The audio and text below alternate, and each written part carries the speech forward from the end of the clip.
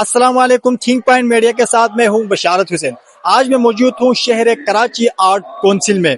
आज यहां पर 18वीं आलमी उर्दू कॉन्फ्रेंस का आगाज हो चुका है और इन्हीं के साथ साथ 25 दिसंबर कायद आज़म मोहम्मद अली जिन्ना के सालगिरह और क्रिसमस डे के हवाले से केक भी काटा गया। इस तकरीब का मेहमान खुसूसी सिंध के गवर्नर कामरान किशोरी थे और ये कॉन्फ्रेंस 28 दिसंबर तक जारी रहेगा। आइए मजीद लोगों की राय जानते हैं।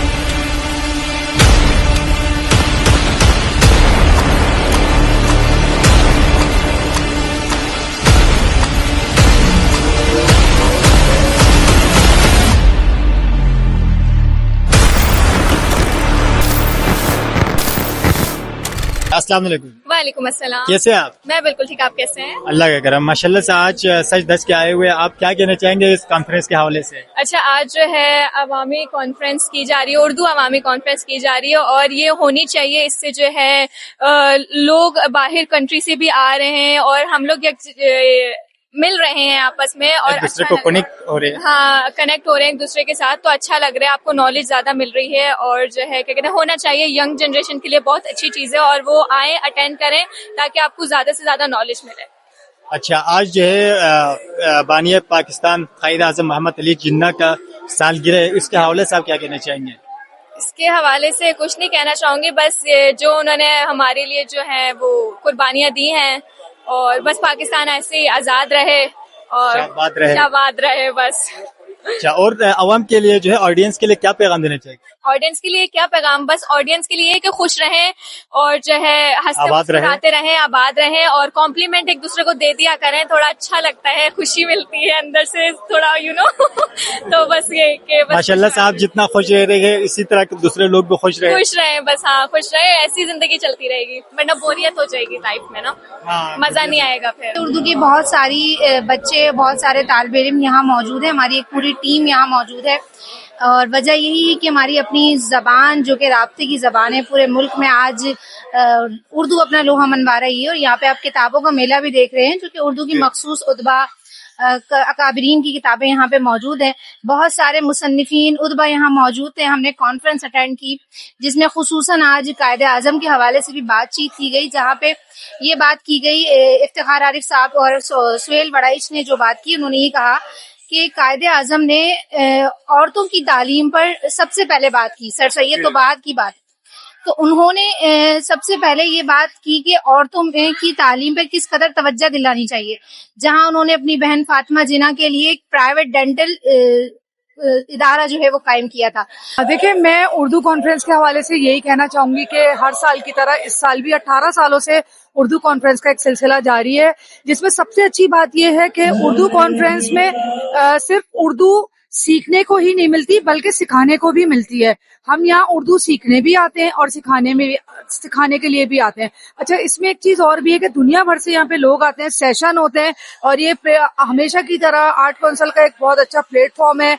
अहमद शाह साहब की एक काविश है जो हमेशा की तरह इस साल भी जो है वो उर्दू कॉन्फ्रेंस में शामिल है। इसमें म्यूजिक थिएटर भी होता है, इसमें थिएटर्स भी होते हैं, इसमें सेशन भी होते हैं और दुनिया भर से उर्दू बोलने वाले जो है वो यहाँ पर सेशन में शामिल होते हैं। और उसके साथ साथ ये होता है कि जो आने वाली जनरेशन है हमारी, या इस वक्त की जो जनरेशन है, उसके लिए एक बहुत अच्छा प्लेटफॉर्म है।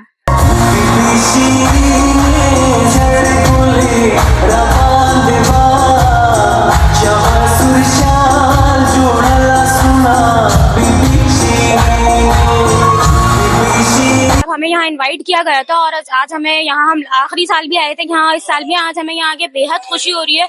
मैं सबसे पहले तो यहाँ बेहद मुबारकबाद पेश करूंगी अपना क्या बोलते हैं अहमद शाह साहब को कि माशाल्लाह वो खराज तहसीन पेश करने वाली शख्सियत है कि वो जिस तरह 18 सालों से इस काम को लेके चल रहे हैं ना, अल्लाह ताला उनको हमेशा इस काम को, वो जब तक अल्लाह ने उनकी जिंदगी दी है, वो सेहतियाब रहे और इस चीज को वो پائے تکمیل تک پہنچائیں.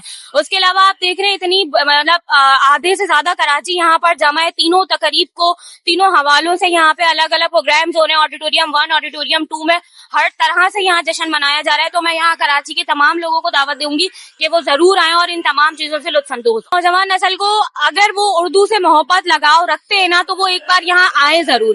سب سے بڑی نشانی اس کی یہی ہے کہ آج کل اور پرسوں آخری کے دن میں اسپیشلی تیسرے دن میں آپ کو دعویٰ کہتی ہوں اس بات کا کہ یہاں پاؤں رکھنے کی جگہ نہیں ہوتی، نہ اندر نہ باہر.